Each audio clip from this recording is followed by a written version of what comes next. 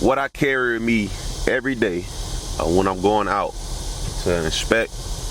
Here's what's in my $5,000 plus kit. So first and foremost, you already know we got the drone. We got the drone with the RTK on it. For telecom, we don't use RTK, but for utilities, we do. I didn't want to lose it, so I just keep it attached to my drone. I got about 2, 4, 6, 8, 10 batteries to keep me going all day. Of course, we got the RC controller. You got to have the micro SD card so you can keep going. This right here is a 128. It gives me a lot of data. I usually go with either 256 or 512, but you know, 128, it does me some justice. I keep my charging system in. I took these two out. I only have 5 sites to do today, so I just keep it in here just in case. Let's go inside to see what else. I always keep this handy dandy GoPro. I keep the GoPro. This is the Hero, I want to say 13, no, Hero 12 Black. I really don't use this for anything else but capturing time lapse for when I have to do the access road. I keep my Osmo Pocket with me just in case, you know, I don't want to pull out this camera. Usually shoot with this, quick and easy. Just flip this on.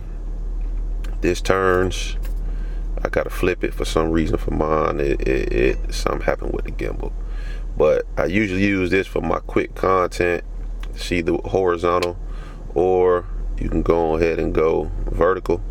I usually keep this with me. All right, now we got my MacBook Pro. This is the new version. I had another MacBook Pro, but the screen ended up messing up. I tried to take it to Apple to get it replaced.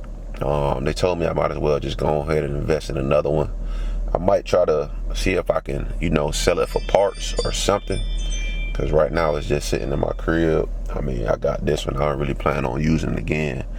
But then again, I may find someone who can fix the laptop and I can use it as a backup. Then I have my 2 terabyte Crucial X9 Pro. So this right here is better than the WD hard drives and also the Seagates. This one here moves pretty damn fast as far as image transfer. Yeah, I highly recommend this, and it's USB-C capable. And then I have the Fujifilm X-H2. This is what I'm filming on right now, man. This is my baby. Besides the Osmo Pocket, I usually film with this. This is what gives me that, you know what I'm saying? Right now we filming on the the Viltrox 13mm f1.4. If we just so happen to run into a bird site, I have this on hand. This is the Viltrox 85mm 1.8. This one right here, it gets the job done. You know what I mean? As far as me having to take photos of the antennas that's on the tower, this definitely gets the job done. And then, you know, if I just wanna test something out, I usually use the Viltrox 75mm 1.2, but the 85 it usually, you know, gets the job done. So that's what's in my gear bag. What, you know what I'm saying, what I have to take with me when I do inspections that gets me, you know, up to $1,500 to $2,000 a day. Got any more questions, man? Also, I forgot, I do have my little tools, these for the cabinets. I got this. It's a little socket, Tamiya, this is a 7 16. Got this. And I also got this right here, just in case I gotta go in any cabinets as well, you know what I'm saying? So, between all that, man, I'm pretty strapped, you know what I mean?